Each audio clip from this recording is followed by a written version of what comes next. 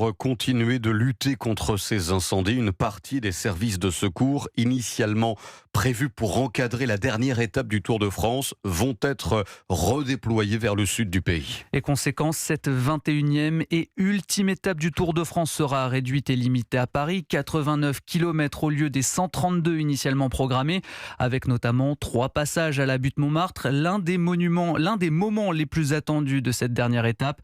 Impossible d'oublier les images des Jeux Olympiques avec une foule en liesse massée dans la désormais mythique rue Le Pic. Et l'engouement est déjà au rendez-vous. À 24 heures du passage du peloton, les passionnés de cyclisme ont déjà commencé à investir les rues du nord de la capitale, accompagnés par Charles Bouchin pour Europe 1.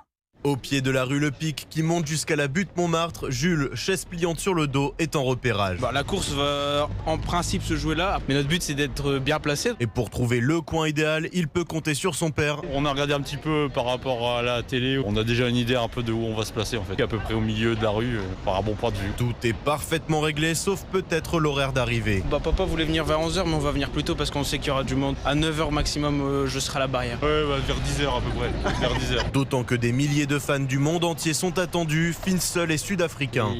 On va crier et hurler avec les millions de supporters le long du parcours. Ça va être incroyable d'être dans les rues de Montmartre pour vivre l'effervescence du Tour de France à Paris.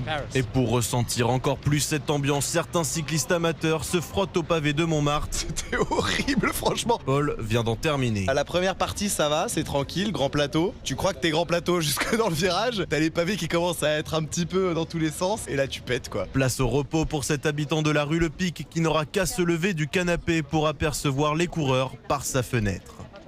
Charles Bouchin pour Europe 1.